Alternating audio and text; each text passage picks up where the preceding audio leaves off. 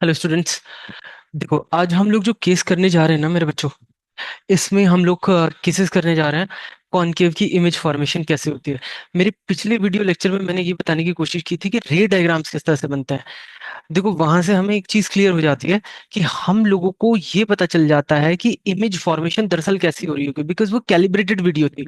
तो उसमें सारी चीजें ना साफ साफ क्रिस्टल क्लियर तरीके से दिखाई जा रही हैं कि इमेज की फॉर्मेशन किस तरह से हो रही है। और दरअसल वो रे डायग्राम्स के इंटरसेक्शन से पैदा होने वाली जो इमेज है वो एग्जैक्ट पोजीशन बताती है। लेकिन उसके बाद अब हम थोड़ा सा अपना व्यू जो है ना मैक्रो बनाते हैं। मैक्रो से मतलब है कि हम अपने इमेज फॉर्मेशन की चीजों को अब हम कैटेगराइज कर लेते हैं। अब कैटेगराइजेशन से क्या मतलब है? देखो, जब एग्जाम में बैठोगे तो जरूरी नहीं ना तुम्हारे पास कैलिब्रेटेड सॉफ्टवेयर तुम्हारे पास दिया जाए। अब इतने ठाट बाट नहीं होगे तुम्हारे पास उस टाइम पे। तो आपको जब न्यूमेरिकल सॉल्व करना होगा या न्यूमेरिकल के साथ साथ कोई कॉन्सेप्चुअल चीज निकालनी होगी, तो वहां पर आपको काम आएंगे आपके केसेस के जो ऑर्डर पॉइंट्स हैं कि क्या क्या उन केसेस में होता है। वो चीजें आपको काम आनी है। तो हम यहाँ पर उसी से शुरू कर रहे हैं। और सबसे जो पहला केस मेरे बच्चों में उठाकर लेकर चल रहा हूँ वो केस है जब आपका ऑब्जेक्ट सेंटर और फोकस के बीच में रखा हो। आप समझ रहे हैं? जब आपका कहाँ रखा हो? ऑब्जेक्ट सेंटर ऑफ फोकस के बीच में रखा हो। रे डायग्राम से हमने ये तो देख लिया था कि किस तरह से रेज इंटरसेक्ट करेंगे। अब बात आती है अगली स्टेज की, क्योंकि बच्चों को ना ये प्रॉब्लम आती है कि सर रे डायग्राम से चीजों को करें या सर हम केसेस के जो हमारे आउटपुट्स हैं उससे हम चीजें करें। वो जो टेबुलर फॉर्म आप लोग एक याद कर लेते हो ना, तो देखो, रे डायग्राम आपको दिमाग में एडजस्ट कराने के लिए अपने आप में कारगर तरीका है। लेकिन उसके बाद जब आपकी मैपिंग एक बार बन जाए तो आपको ये चीजों को एज इट इज दिमाग में रख लेना है। क्योंकि आपके पास, मैंने कहा ना कि इतना टाइम नहीं है कि वहां पे आप रे डायग्राम कैलिब्रेटेड फॉर्म में बनाओ और उसके बाद तय करो। नहीं, इतना नहीं होता। तो आओ, देखो किस तरह से हम लोग काम कर सकते हैं। यहां पर मेरे बच्चों ऑब्जेक्ट हमने कहाँ रखा? सेंटर और फोकस के बीच में। देखो, अब ये ऑब्जेक्ट हमारा यहाँ है।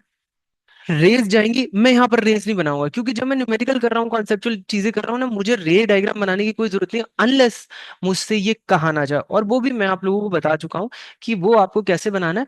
आपने मोटे मोटे फॉर्म में बनाना है। एग्जैक्टली आप नहीं बना सकते और नहीं उस पे आपका नंबर कटेगा। एक फेयर आइडिया आपको पता होना चाहिए। चलो जी, बात करते हैं। ऑब्जेक्ट है इसके बीच में। इमेज कहाँ बन रही है? सर ये बन रही है इमेज। कैसी बन रही है? देखो, खुद तय कर लो कैसी बन रही है। इमेज उल्टी है। तो ये इंसान जो अभी यहाँ सीधा खड़ा हुआ है, ये अब उल्टा हो गए हैं, पूरी तरह से उल्टा हो गया है। और यहाँ पर स्क्रीन है। स्क्रीन जरूरी नहीं होती ये प्रिंसिपल एक्सिस से बिल्कुल चिपकी हुई स्क्रीन लगा दी जाए। इसको मैं चाहूं तो इसको मैं नीचे भी कर सकता हूं। मैं आपको दिखाता हूं, देखो इसको मैं नीचे भी कर सकता हूँ। ये कि स्क्रीन मेरी यहाँ पर आ जाए तो मेरा इमेज यहाँ पर बन जाएगा। कोई बड़ी बात नहीं है। ये तो एक तरीका होता है, मेयर एक प्रेजेंटेशन होती है कि आप हमेशा यहीं से, क्योंकि सारी चीजें ना मेजर्स जो लिए जाते हैं अप डाउन, ये इधर लेफ्ट और राइट, ये सारी चीजें जो है ना एक पॉइंट से, रेफरेंस पॉइंट से ली जाती हैं। तो इसलिए ऐसा होता है। प्रैक्टिकली ऐसा पॉसिबल हो भी सकता है, नहीं भी हो सकता। कोई जरूरी नहीं है, आपकी स्क्रीन थोड़ा अलग भी हो सकती है। रेज तो वहां भी जाएंगे यार, रेज रुकेंगी थोड़ी ना। ओके, देखते हैं मेरे बच्चों। तो हमने इसको फिर से यहीं पे लगा दिया। क्या दिख रहा है? अब कैरेक्टरिस्टिक्स में देखें और कैरेक्टरिस्टिक्स मैच करें कि वही कैरेक्टरिस्टिक्स हैं या कुछ अलग हो गई हैं। देखो, तो बुक में भी आपने यही पढ़ा होगा, object position anywhere between focus and the centre of curvature. यहां पर हमने लिया है, ठीक है। A little tilted towards the focus लिए, तो जैसे जैसे ये फोकस की तरफ जाएगा वैसे वैसे जो इमेज है ना वो पीछे की तरफ हो जाएगी। अब क्योंकि यहाँ पर स्क्रीन क्या है कि छोटी पड़ रही थी, वरना मुझे इसे थोड़ा और पीछे बनाना चाहिए था। लो, ले जाता हूं मैं यहाँ पर पीछे। ये यहां पर होगी मेरे बच्चों। आप देखोगे ये पीछे जाएगी थोड़ी सी, ये और भागी चली जाएगी इधर। जैसे मैंने आपको रे डायग्राम से दिखाया था, ये आ गई वापस। ठीक है, और क्या होगा? छोटी होती चली जाएगी, यहां से छोटी भी होती चली जाएगी, इस तरीके से ये चीजें होंगी। तो anywhere between focus and centre of curvature, आपकी जो इमेज पोजीशन होगी, इस रीजन को कहते हैं बियॉन्ड सी। अब कई बार बच्चे ये पूछते हैं सर बियॉन्ड सी कितना बियॉन्ड सी? देखो, ये ना एक रफ आइडिया होता है, क्योंकि ऐसे जब चीजें आती हैं ये केसेस सब्जेक्टिव इन नेचर होते हैं। कई बार बच्चे कहते हैं कि सर इन्फिनिटी क्या है, यहां से सूरज तक। बेटा, सब्जेक्टिव है सारी चीजें। इन्फिनिटी वो भी हो सकता है, ये डिपेंड करता है यहां से 100 मीटर दूरी वाली चीज भी इन्फिनिटी ली जा सकती है। तो बच्चे कंफ्यूज रहते हैं, ध्यान रखना ये सब्जेक्टिव चीजें हैं। ऑलराइट, आगे बढ़ते हैं। तो इमेज पोजीशन है बियॉन्ड सी, तो ये रीजन जो होता है ये बियॉन्ड सी वाला रीजन कहलाता है। नेचर कैसी है देखें जरा। हाँ, ये जो इंसान है ये उल्टी इमेज आ रही है, इसकी उल्टी इमेज आ रही है, तो real and inverted. Size, size देखिए एनलार्ज्ड है। हाँ बच्चों, जब तक ये दोनों एक दूसरे को अप्रोच नहीं कर जाते एक पॉइंट पर, इसका साइज बड़ा रहेगा। ध्यान रखना, इसका साइज बड़ा रहेगा ऑब्जेक्ट से जैसे जैसे ये चीजें ऐसे चलेंगी, यूं चलेंगी, ध्यान रखना यूं, ये अगर सेंटर पर पहुंच जाएंगी तो धीरे धीरे साइज भी रिड्यूस होता चला जाएगा और सेम साइज बन जाएगा इमेज का। तो रियल एंड इन्वर्टेड, इसीलिए साइज को कहा गया एनलार्ज साइज है, एनलार्ज साइज है। देखो अब मैग्निफिकेशन पर आते हैं, ये एक इंपॉर्टेंट पहलू है। यहाँ बच्चे कई बार ना फंस जाते हैं। ध्यान दो, मैंने ना एम को दो दो ऐसे ऐसे करके ना स्क्वायर ब्लॉक्स में इस तरह से मैंने जो ना इनको बंद कर दिया है। तो ये जो मैंने लगाया ना ये साइन, इसको कहते हैं बच्चों मॉड साइन कहते हैं। मॉड का मतलब क्या होता है? मॉड का मतलब ये होता है कि आप सिर्फ मैग्नीट्यूड में बात कर रहे हो, आप ना साइन नहीं दिया आपने कोई भी। क्योंकि साइन किस बात को कन्वे करता है? वो कन्वे करता है कि आपकी नेचर कैसी है। तो मैंने सिर्फ और सिर्फ मैग्नीट्यूड लिया। अब एक चीज को ध्यान रखना, मैग्नीट्यूड हमेशा पॉजिटिव ही होता है, हमेशा पॉजिटिव होता है। बिकॉज अगर कोई चीज है तो उसका मैग्नीट्यूड हमेशा होगा, मतलब पॉजिटिव में होगा। ऐसा नहीं हो सकता कि कोई चीज है ही नहीं तो फिर मैग्नीट्यूड आप जीरो बोलोगे। अब जीरो से नीचे कहा, नेगेटिव का मतलब क्या होता है? कहाँ चली गई? जब कोई चीज है ही नहीं और तुमने बोला कि उसका मैग्नीट्यूड -1/2 हो गया, इसका मतलब कहाँ? अरे जब कोई चीज है ही नहीं, इसका मतलब है जीरो, उससे नीचे कहीं डेप्रिशिएट नहीं हो सकती। अब जो चीज नहीं है और क्या डेप्रिसिएशन करोगे उसका? नहीं है तो नहीं है। इसीलिए मैग्निफिकेशन वैल्यू को हम लोगों ने मैग्नीट्यूड में लिया है। तो जब भी आप साइन लगाते हो, साइन का मतलब अलग होता है और मैग्नीट्यूड का मतलब अलग होता है। अगर मैं इसे लिख देता, महज करिए, मैं इसे लिख देता मेरे बच्चों, m इज इक्वल्स टू, अरे क्या हो गया, आजकल पेन के भी अपने नखरे हो गए। हाँ, m इज इक्वल्स टू -2। अब आपको दो तरीके से इसे पढ़ना है, ध्यान रखना, दो तरीके से पढ़ना है। मैग्नीट्यूड पार्ट को अलग से पढ़ना है और जो साइन वाला पार्ट है उसे अलग से पढ़ना है। बिकॉज अगर आपने दोनों को मिक्स करके पढ़ा तो आप पता है इसे क्या पढ़ जाओगे? आप इसे पढ़ जाओगे -2, और आप ये कहोगे कि मैग्नीट्यूड तो जीरो से छोटा आ गया, बस वही क्वेश्चन गलत कर जाओगे। और ध्यान रखना, अगर ये गलती तुमने ये यहां पर कर दी तो ये जो भाई साहब यहाँ बैठे हैं, जो ये आपसे कह रहे हैं, समझ लो बच्चों ध्यान से, ये आपको फाइट कर लेंगे, ध्यान रखना। तो ये काम नहीं करना है तुम लोगों ने, बिल्कुल नहीं करना है। दो तरीके से पढ़ना है, साइन को अलग पढ़ना है, मैग्नीट्यूड पार्ट को अलग पढ़ना है। आई बिलीव ये बातें तुम मेरी जाया नहीं करोगे और इन बातों पर पूरा ध्यान दोगे। वीडियो एक बार में समझ में ना आए, दो बार समझ लेना, तीन बार समझ लेना, चार बार, पांच बार, और अगर पांच बार में समझ में ना आए फिर मत देखना, क्योंकि फिर तो समझ में आएगा ही नहीं। फिर नहीं देखना, मैं बहुत सीरियसली कह रहा हूँ कि यार इतनी बड़ी चीजें थोड़ी है, छोटी छोटी चीजें हैं, तीन चार बार में आ जानी चाहिए। ठीक है, अब देखो, तो इससे अगले अगले केस वाला, में हम लोग तय करते हैं कि जब फोकस से ऑब्जेक्ट चलकर कहाँ आता है मेरे बच्चों, चलकर सेंटर ऑफ कर्वेचर पर आ जाता है। देखो बहुत आसान है तुम लोगों के लिए ये तय करना कि केसेस को लर्न कैसे कर सकते हैं, हम दिमाग में कैसे बैठा सकते हैं। इससे ज्यादा आसान कोई चीज है नहीं, क्योंकि ये खुद ब खुद तुम लोगों को पैटर्न दिखा रहा है। फोकस से स्टार्ट करो, ऑब्जेक्ट फोकस पे रखोगे, इमेज चली जाएगी बहुत दूर, यानी उसको कहते हैं इन्फिनिटी, बहुत दूर, इन्फिनिटी। क्या, जैसे ही फोकस से थोड़ा सा पीछे की तरफ शिफ्ट होना शुरू करोगे, यानी अब ऑब्जेक्ट को पीछे पीछे लाना शुरू कर दो, इमेज दौड़ी चली आएगी इन्फिनिटी से, दौड़ी चली आएगी। और इन दोनों को अगर देखोगे तो पहले मैंने केस तुम्हें बताया था, between focus and centre of curvature, image थी बियॉन्ड सी, और इमेज अब आ रही है, दौड़ी चली आ रही है, और यहाँ देखो ये आप ऐसे गा रहे हो, और जब तक ये यहाँ पहुंचेगी ना, इमेज भी सट से यहीं पर आकर खड़ी हो जाएगी, एकदम से इमेज। मैंने आपको री डायग्राम्स में दिखाया था, बहुत तेजी से दौड़ कर आती है। शुरू में पता नहीं चलेगा आपको, जैसे आप फोकस से धीरे धीरे धीरे लेकर जाओगे, आपको पता नहीं चलेगा, आपको यार इमेज तो अभी बहुत दूर है, बहुत दूर है, आराम से। नहीं, ऐसा नहीं हो सकता। लेकिन एकदम से इमेज ना दुड़की लगानी शुरू कर देगी, और वो कहां पर आ जाएगी? सेंटर पर। आपने ऑब्जेक्ट सेंटर पे रखा नहीं, इमेज तुरंत से चुटकियों में वहीं पहुंच जाएगी। देखो ये वाला केस है। तो इसमें हम अपना चार्ट बना लेते हैं, यानी इनको रेडीमेड तरीके से एक्चुअली ना ये बड़ी हेल्प करते हैं। जब हम लोग अपना न्यूमेरिकल कॉन्सेप्चुअल क्वेश्चंस तय करना होता है, कौन सा मिरर है, क्या है, छोटी छोटी कंडीशंस दी होती हैं, केस बेस्ड स्टडी क्वेश्चंस दिए होते हैं, तो आपको ये तय करने में मदद करते हैं। जब तक आपको इनकी माइंड मैपिंग प्रॉपर होगी नहीं ना, मेरे बच्चों, कर नहीं पाओगे, इंस्टेंटली नहीं कर पाओगे, काफी कुछ सोचना पड़ेगा, और उसमें गलती होने के चांस रहता है। ठीक है, हम नहीं करेंगे, ऐसी चांसेस लेंगे नहीं। तो ऑब्जेक्ट पोजीशन क्या है? ऑब्जेक्ट पोजीशन है मेरे बच्चों, एट सी लिख दें,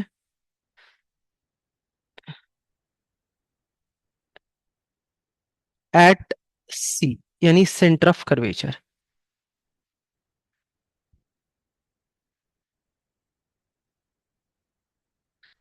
नेक्स्ट पार्ट क्या है? Image position, the very same centre of curvature, centre of curvature. तो ये बहुत प्यारा सा केस हो जाता है, परेशानी नहीं करता, सारी चीजें सेम बराबर सेम, कोई दिक्कत नहीं करता यार। I just love this case because जहां हो वहीं मिल गए आप, बस उल्टे टंगे हुए हो, कोई दिक्कत नहीं है। नेचर, नेचर क्या है सर? रियल है, रियल एंड इन्वर्टेड।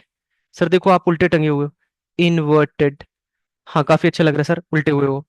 ठीक है, साइज, साइज, हमें कहते हो ना क्लास में उल्टा कर दूंगा, आप देखो अपनी हालत देखो। देखो साइज, सेम साइज बेटा, सेम साइज। हाँ, कुछ बच्चे काफी खुश हो रहे होंगे, सेम साइज। कि सर देखो उल्टी इमेज बन रही है सर की, वो यही कह रहे हो सर उल्टे टंगे हुए देखो। Magnification value, magnification value. अब मैंने तुम्हें समझाया था कि मैग्निफिकेशन की क्या बात होती है, मैग्निफिकेशन की क्या बात होती है। हम लोग मैग्नीट्यूड में लिखेंगे तो मैं मॉड का साइन लगाऊंगा, प्लीज रिमेंबर मॉड का साइन लगाऊंगा। लेकिन जब आप उसे न्यूमेरिकल में यूज करोगे ना, तो विद साइन यूज करना। मैं न्यूमेरिकल करवाऊंगा, न्यूमेरिकल की अलग से क्लास लूंगा, तो आप मेरे साथ बने रहना। तो मॉड क्या होता है मेरे बच्चों? ये मॉड होता है। मॉड क्या होना चाहिए सर? इक्वल्स टू वन होना चाहिए। इस केस में इक्वल्स टू वन, देखो ना सर, ये ऐसे, ये दोनों चीजें बराबर है। इमेज साइज और ऑब्जेक्ट साइज दोनों बराबर होते हैं, तो इसलिए आप मॉड की वैल्यू ना बच्चों वन लिख देते हो। यहां पर देखो आप ध्यान से, यहां वन लिख देते हो। ओके, चलो अब इस केस को समझ लेते हैं। अब इस केस में तुम बच्चों खुद तय करो कि ऑब्जेक्ट कहां चला गया। ऑब्जेक्ट अब सेंटर से उधर चला गया, और इन इन दोनों ने, इमेज ने शुरुआत हुई थी फोकस और सेंटर के बीच से ऑब्जेक्ट की। अब ऑब्जेक्ट एक एक कदम पीछे ले रहा है, रीजन्स में पीछे ले रहा है। रीजन्स को कैसे डिवाइड कर लिया करो? पोल और फोकस के बीच का एक रीजन, एट फोकस एक point, between centre and focus अगला region, at centre of curvature अगला पॉइंट, और दूसरा इससे अगला रीजन जो पड़ेगा वो पड़ेगा बेटा बियॉन्ड सी। तो देखो ऑब्जेक्ट रीजन वाइज चेंज होता जा रहा है, और हाँ हॉल्ट भी लेता है, जैसे फोकस पे हॉल्ट लेगा, सेंटर पर हॉल्ट लेगा, ये दो हॉल्ट पड़ेंगे इसके। तो यहां पर इमेज कहां थी? अपने आप पैटर्न बना लो कि सर ऐसे चल रहा है मामला, यूं चल रहा है, यूं चल रहा है मामला, और दोनों कहां मिलते हैं? इस पॉइंट पर। इनका जो मिलने का, ये जो इनका संगम है, ऑब्जेक्ट और इमेज का संगम है, वो ये है। इनका संगम तो बेटा ये है। ठीक है, समझ गए हो आप? चलो, बहुत बढ़िया, शाबाश। अब देखो ऑब्जेक्ट के साइज को खुद तय करो, और इमेज के साइज को खुद तय करो। कोई बिना देखे भी इस बात को तय कर सकता है कि सर ऑब्जेक्ट का साइज बड़ा है और इमेज का साइज छोटा है। ठीक है, सही है सर, सब कुछ ठीक है। रीजन्स तय करें, सर ये तो पीछे बियॉन्ड सी है, बियॉन्ड सेंटर ऑफ कर्वेचर है। ये कहां गया? Between centre of curvature and focus. तय बात है, पैटर्न के अनुसार चल रहा है, बिल्कुल भी इसने पैटर्न नहीं तोड़ा है। ये बड़ी अच्छी बात होती है, मतलब फिजिक्स में ना यही, मतलब बहुत अच्छी बात है कि फिजिक्स ना एक सिमेट्रिसिटी को फॉलो करती है, और पैटर्न्स को फॉलो करती है। गुड। देखें, ऑब्जेक्ट पोजीशन क्या है? ऑब्जेक्ट पोजीशन डिफाइन करें। आप कह सकते हैं यहां पर ऑब्जेक्ट पोजीशन मेरे बच्चों, beyond C, centre of curvature. Image position, between between C and F. Nature कैसी होगी देखो, क्या अभी भी क्या अभी भी मैं उल्टा लटका हूं? हाँ सर, अभी भी आप उल्टे ही हो, तो ठीक है। नेचर डिफाइन कर दो मेरी। सर रियल तो हो बट इन्वर्टेड हो। ठीक है बेटे, रहने दो मुझे ऐसा ही। साइज पर देखते हैं, साइज सर छोटा हो गया, आपकी इमेज का साइज जो ना छोटा हो गया सर। सो इट डिक्रीजेस, देखो डिक्रीजेस, ठीक है, स्मॉलर इन साइज।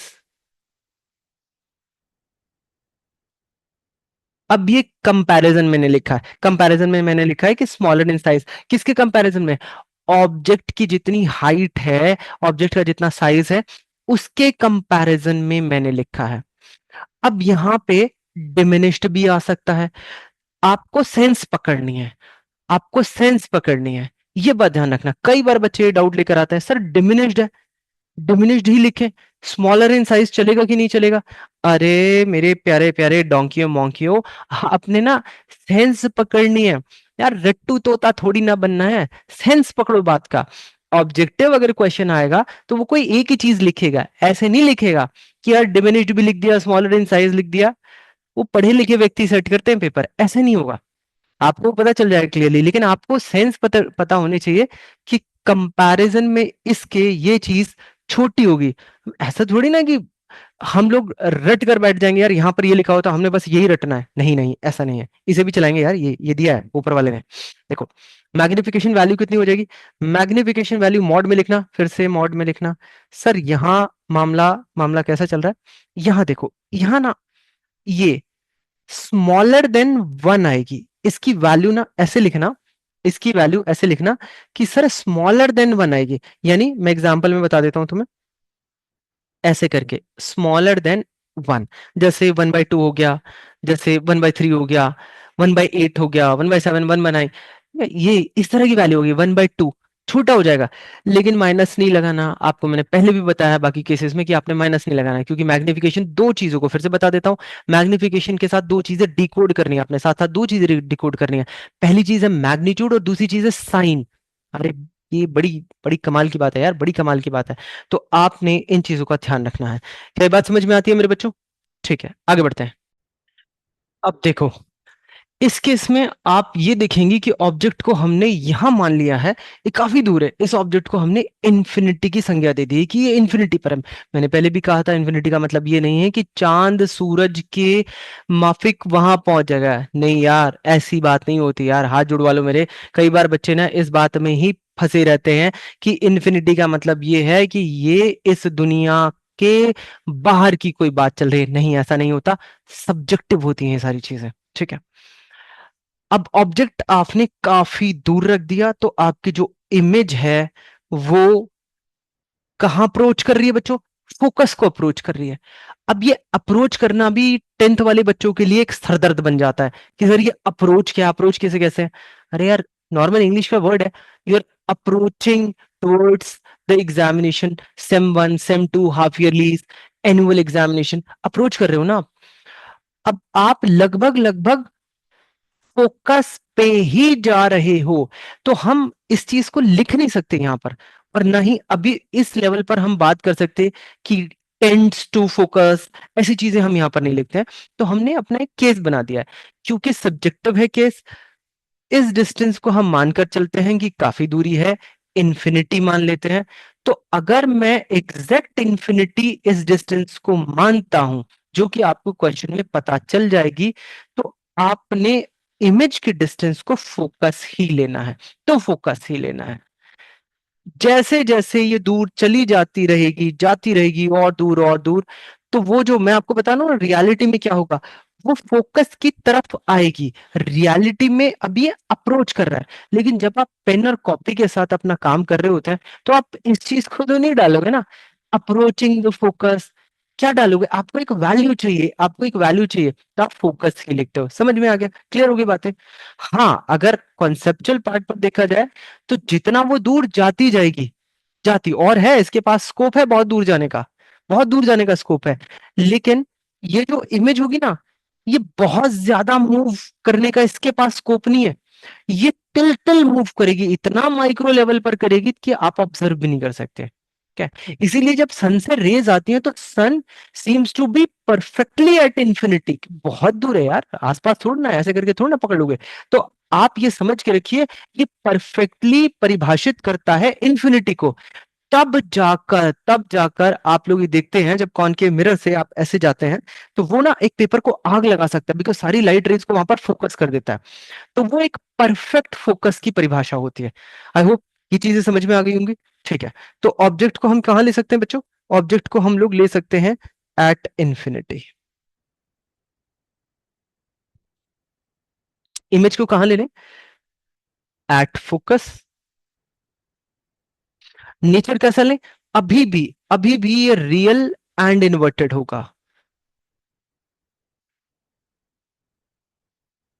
साइज कितना? बहुत छोटा है, पॉइंट साइज के बराबर है। तो काफी छोटा हो चुका है। तो पॉइंट साइज को आप हाईली डिमिनिश्ड बोल सकते हो, बोल सकते हो, कहने का तरीका होता है। तो आप यहां लिख सकते हैं हाईली डिमिनिश्ड। लेकिन पॉइंट साइज भी गलत नहीं है, ध्यान रखना, हाईली डिमिनिश्ड और पॉइंट साइज। अब मैग्निफिकेशन वैल्यू क्या कितनी होनी चाहिए? अब देखो, आपको पता है बहुत छोटी हो चुकी है, ऑब्जेक्ट के कंपैरिजन में बहुत बहुत बहुत छोटी हो चुकी है। आप फिर से मॉड में लिखेंगे कि सर मॉड में ये 1 से कम जाने वाली है, मॉड में 1 से कम जाने वाली बच्चे। साइन के साथ, मैं हर बार बोल रहा हूं, साइन के साथ आप इसे नहीं यूज करेंगे। जब साइन के साथ यूज करेंगे तो वो इसकी नेचर बताती है, वो इसकी नेचर बता देती है। यहां सिर्फ हम मैग्नीट्यूड की बात करें, और 1 से छोटा मैग्नीट्यूड हमेशा ये बताएगा कि ऑब्जेक्ट बड़ा है, इमेज छोटी है। ये बात ध्यान रखना। 1 के बराबर मैग्नीट्यूड ये बताएगा कि ऑब्जेक्ट साइज और इमेज साइज दोनों बराबर है, और 1 से बड़ा मैग्नीट्यूड ये बताएगा कि इमेज का साइज ऑब्जेक्ट साइज से बड़ा हो चुका है। देखो एक बार नोट कर सकते हैं आप लोग इस बात को। चलो आगे बढ़ते हैं। चलो बच्चों, एक लास्ट केस और देख लेते हैं। और ये केस अब तक जो चल रहा था एक पैटर्न, उसे तोड़ रहा है, उसके अलावा ये कुछ कर रहा है। तो देखते हैं क्या कार्रवाई कर रहा है। देखो मेरे बच्चों, object between pole and focus की बातें चल रही हैं यहाँ पर। तो ये फोकस है हमारा, हाँ इसे ले लेते हैं। This is focus, this is focus, right, this is pole. अब देखो मेरे बच्चों, जैसा कि मैंने पिछली बार दिखाया था, जब मैं कैलिब्रेटेड रे डायग्राम्स के इंटरसेक्शन की बात कर रहा था, तो मैं रिक्वेस्ट करूंगा, I would request all of you, those who have not gone through that lecture, please go through that lecture first and then come to this. So these are further points. अब आपने क्या करना है? अब आपने polar focus के बीच में अपने ऑब्जेक्ट को रखना है। अच्छा सर, रख दिया हमने, क्या होगा? रेज का इंटरसेक्शन कुछ ऐसे होगा, क्योंकि अब वो रियलिटी में मैच नहीं करेंगी, मैच से मतलब है इंटरसेक्ट नहीं करेंगी आफ्टर रिफ्लेक्शन। अब उनको इंटरसेक्शन दिखाया जाएगा, उसी को कहते हैं वर्चुअल केस। अब ये जो इमेज बन रही है ना, ये वर्चुअल इमेज है, ये वर्चुअल है, ये रियलिटी में नहीं है इमेज। क्योंकि आप शीशे के अंदर, इस मिरर के अंदर थोड़ा ना घुस के उसे ऐसे टच कर लोगे, no you cannot do that. तो इसीलिए इसको वर्चुअल इमेज नाम दिया जाता है।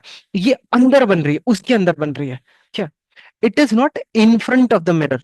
This region is called as in front of the mirror and this region is called as behind the mirror. और दूसरी बात है, अगर आप इसकी ट्रेड्स की बात करें, तो ये देखो, अबव द प्रिंसिपल एक्सेस बन रही है, ये बिल्कुल ऑल टुगेदर अलग है। यहां मैं सीधा हो गया हूं, देखो ये जो मेरी इमेज है ये बिल्कुल सीधी हो गई है। तो आप लोग ट्रेड्स में क्या लिख सकते हैं? ऑब्जेक्ट पोजीशन लिखिए, आप लोग खुद तय करें बच्चों, खुद तय करो। Between pole and focus, okay. Image position behind the mirror, देखो behind the mirror, alright. Nature कैसा है? अब नेचर तय करो। नेचर सर अब ठीक हो गया, आप ठीक ठाक हो गए हो। Nature is virtual and direct. Sir सीधे खड़े हो आप, बिल्कुल साइज कैसा है बेटा, बेटा बड़ा हो गया। देखो इमेज का साइज कैसा हो गया बच्चे, बड़ा हो गया है। तो एनलार्ज यहां पर लिखोगे आप, एनलार्ज। सर इमेज साइज ना हमारा बड़ा हो चुका है। देखो मैग्निफिकेशन वैल्यू, अब फिर से मैं बात करूंगा मैग्निफिकेशन के मॉड की बात होगी, कोई बच्चा नहीं इसमें घबराएगा, इसमें आपने दिल छोटा नहीं करना और बड़े कायदे से लिखना है। मॉड है सर ग्रेटर देन वन है, ग्रेटर देन वन है। अगर मैं यहां पर विद साइन मैग्निफिकेशन लू ना, तो ये मेरे बच्चों एग्जाम्पल के तौर पर +2, +1.5, +1.8, 2, +2.5, समथिंग लाइक दैट ऐसी आने वाली है। आई होप तुम लोग ये सारी बातें समझ गए होगे, वरना तुम्हें पता नहीं ये क्या बोल रहा है, ये देखो ये ध्यान से समझ लेना, otherwise he will write you. So ये सारी चीजें हैं जो आपको दिमाग में रखनी है, इससे ना तुम्हें बहुत फायदा होने वाला है। कॉन्सेप्चुअल क्वेश्चन को ना चुटकियों में कर जाओगे तुम ना, चट चट करके ना खत्म कर दोगे, कुल मिला के खा जाओगे उसे बिल्कुल पूरी तरह, हलवे की तरह खा जाओगे। तो I strongly recommend you people to remember these cases, and उसके बाद हम लोग क्वेश्चन सीरीज पर चल रहे हैं। और फिर देखना तुम लोगों को ना दिमाग ना एकदम से ऐसे हो जाएगी कि यार ये क्वेश्चन क्या आ रहे हैं बोर्ड के पेपर में, कैसे हलवे से क्वेश्चन आ रहे हैं। ये मैं तुम्हें भरोसे के साथ कह सकता हूँ, लेकिन अगर तुमने ये बातें मान ली हैं तभी ऐसा होगा। ओके, चलो मिलते हैं नेक्स्ट वीडियो में, बने रहना मेरे साथ। Thank you so much, bye bye, take care.